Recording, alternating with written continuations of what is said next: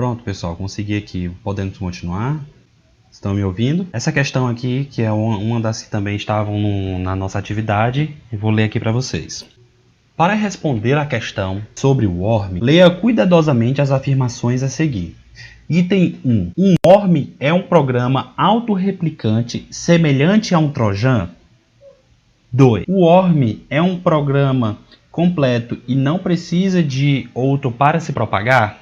3. Um worm pode ser projetado para tomar ações maliciosas após infectar um sistema, além de autorreplicar, pode também eliminar arquivos ou enviar documentos por e-mail? Está correto o que se afirma em... Então, pessoal, eu cheguei a passar isso para vocês em sala de aula sobre essa questão do worm trojan. Primeiro que o worm não é semelhante a um trojan. Ele é autorreplicante, porém ele não é igual a um trojan. O trojan é um cavalo de Troia que ele é utilizado no sentido de enganar. O worm ele não faz isso.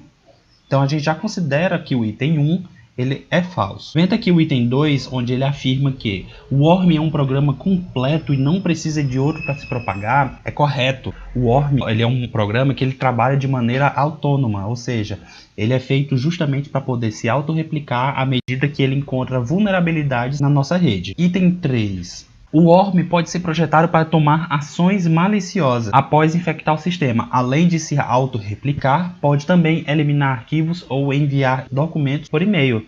Tá corretíssimo. Como eles são basicamente programas que trabalham de maneira autônoma, eles podem sim fazer de maneira a criar esse tipo de problema, isso no computador do usuário. Uma vez eu havia comentado com vocês em sala de aula que existem worms que são programados para infectar as máquinas das pessoas e para isso criar um ataque de DDoS. É uma das possibilidades que o worm pode fazer aí dentro de um sistema não seguro. Então nós temos aqui 2 e 3 verdadeiro. Professor, o motivo para o worm não ser semelhante a um trojan é por ele não ter o objetivo de enganar e só de se auto-replicar? Isso, é justamente qual o objetivo com que cada um ele trabalha, né? Nesse caso, o worm falou, ele é um programa que ele se auto-replica com a finalidade de prejudicar, de roubar. Já o trojan não. O trojan ele tem a finalidade, é um tipo de ataque de enganar. Através de alguma informação, entre aspas, verdadeira, vem algo de ruim por trás. O que poderia vir por trás de ruim? Poderia vir um worm, um backdoor. Então, existem vários tipos de ataques que podem vir por trás de um trojan. Essa é a diferença de um worm para trojan. Vamos lá indo para o próximo item. Trojan é um programa que, além de executar funções para as quais foi aparentemente projetado, também executa outras funções, normalmente maliciosas e sem o conhecimento do usuário. Em português, é também conhecido por cavalo de Troia, ebola, spam, vírus influência, crazy cool.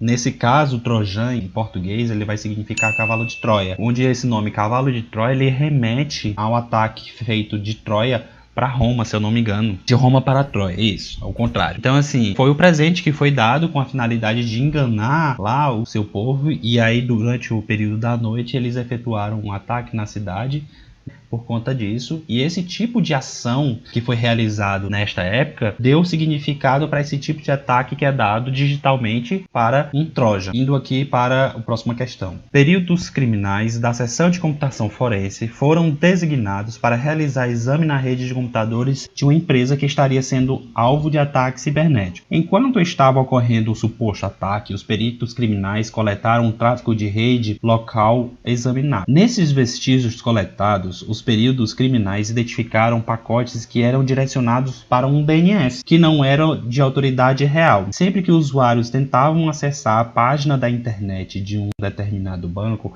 eram direcionados para uma página de escolha do criminoso. Analisando o servidor DNS, os períodos constataram que foi adicionado um registro DNS falso no cache do servidor DNS, que redirecionava os usuários para sites falsos. Com base nos fundamentos da investigação em redes de computadores, assinale a alternativa que explica o redirecionamento de DNS e a provável técnica utilizada pelos criminosos. Então, pessoal, esse aqui é bem interessante. Ele dá basicamente as características do que foi encontrado nesse cenário de ataque a uma determinada empresa e explica como é que estava ocorrendo. E aí ele pede justamente para saber como é que aconteceu esse tipo de ataque. Eu vou começar lendo aqui para vocês. A técnica utilizada pelos criminosos é conhecida como DNS oculto ou DNS redirection negativo. Nós conhecemos aqui envenenamento de DNS ou DNS poisoning. Este é o caso clássico em que o criminoso utilizou a injeção de SQL ou SQL injection Não, SQL é uma linguagem para banco de dados. Aqui o ataque foi em cima de servidor de DNS. Próximo item. Os vestígios coletados pelos peritos criminais apontam para uma técnica conhecida como roubo de seção ou DNS Section Injection. Pessoal, não existe. O registro DNS falso no cache do servidor indica que os criminosos utilizaram um ataque de negação de serviço ou DOS, que fez com que todos os usuários que tentavam acessar a internet fossem redirecionados para o servidor de DNS criminoso.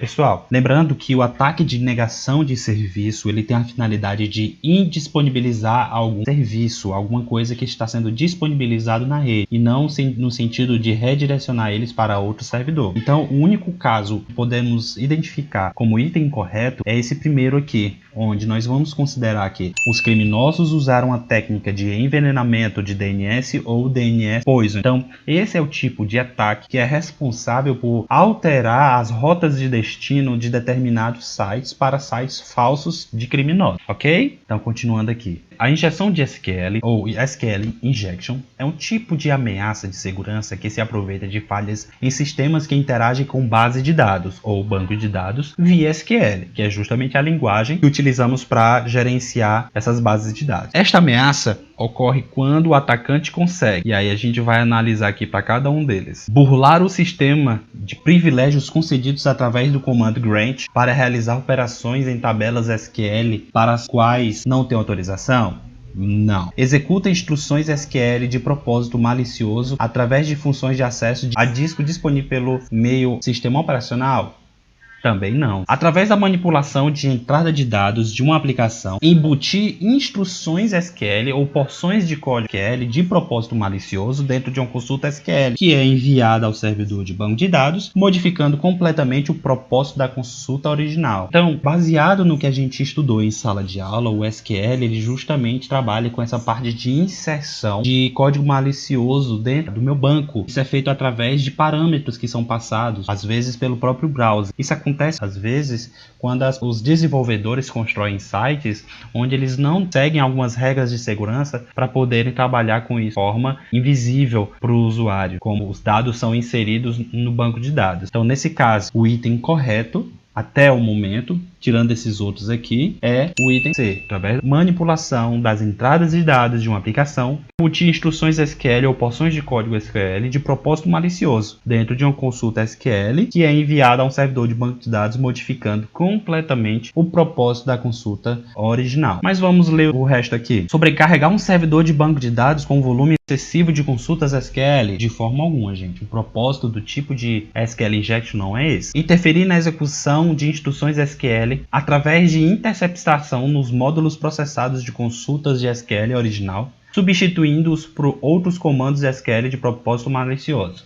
Não, também não é. Um dos malwares mais nocivos e difundidos atualmente é o ransomware. Inclusive eu falei isso aqui em sala de aula, que atua por meio de algumas formas. O mais comum deles é o que permite o acesso ao equipamento infectado, mas o impede de acesso aos dados armazenados. Esse tipo de ransomware é conhecido como. Ele fala que quando o computador é infectado, ele pega todos os arquivos mais importantes do computador, arquivos de sistema, documentos doc, de tudo. Tudo que você imaginar, ele vai pegar aquelas informações, ele vai criptografar, e essa criptografia vai aparecer. Depois que ele fizer essa criptografia dos dados, ele vai mostrar uma mensagem na tela do usuário atacado, dizendo que para você poder resgatar os seus dados, você terá que pagar uma certa quantia. Normalmente, os atacantes, eles colocam endereços de criptomoedas, justamente para evitar o rastreio para onde esse dinheiro está indo. Então, nesse caso, se a gente for avaliar melhor, até mesmo pelo tipo de ataque, pelo nome utilizado aqui,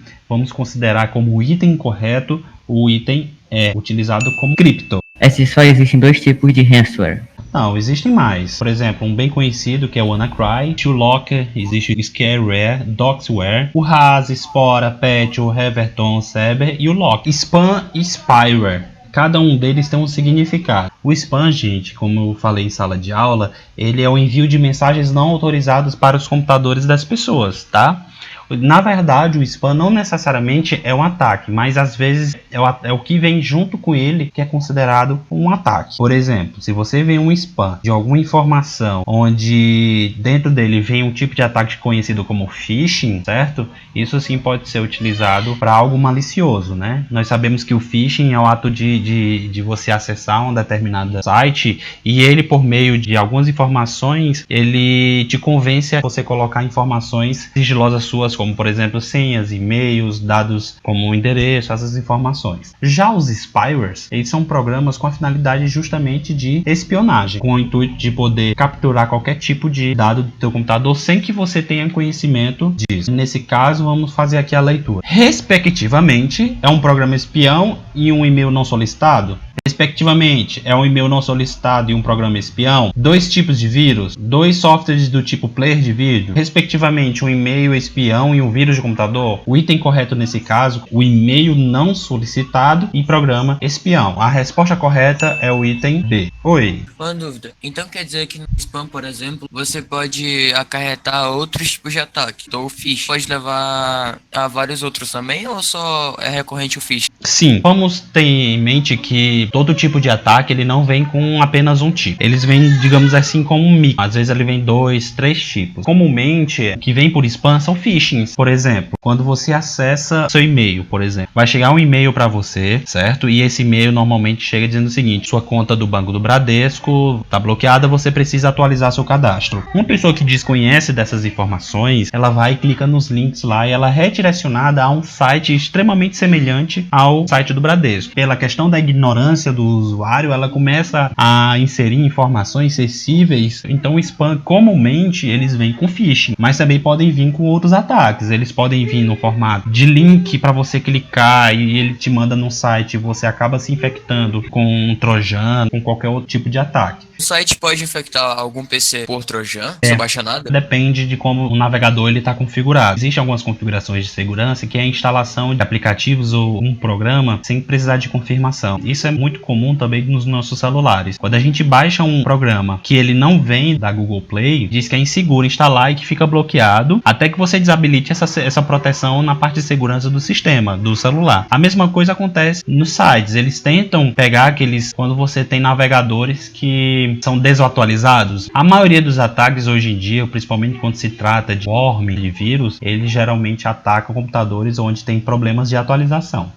O website de uma organização precisa oferecer confidencialidade na comunicação aos usuários, pois informações críticas são trocadas por eles. O administrador do site decide então providenciar um certificado digital a uma autoridade certificadora. A autoridade certificadora cria um certificado digital que assegura que a chave privada da organização em questão realmente pertence a ela, usa sua própria chave pública para assinar digitalmente o certificado, assina digitalmente o certificado usando criptografia assimétrica e hashing, cria um certificado digital que pode ser usado em muitos protocolos de rede segura, incluído o SSL e o SHA-1, ou nenhum dos itens acima. Nesse caso, gente, o item correto é: assina digitalmente um certificado usando criptografia assimétrica e hashing. Lembra que eu falei para vocês na questão lá no começo, onde eu disse que o certificado digital deve ser gerado através de criptografia assimétrica pela chave privada, onde será entregue a chave pública para o site, e o hashing, que o certificado digital ele tem que garantir a integridade, confidencialidade, a autenticidade e, acima de tudo, o não repúdio. Valeu, gente. Então, assim, eu me despeço aqui. Eu agradeço muito a presença de todos. Fiquem com Deus e bons estudos. Tá certo? Obrigado. Tchau. E não, Até mais, professor. e não se esqueçam, fiquem em casa.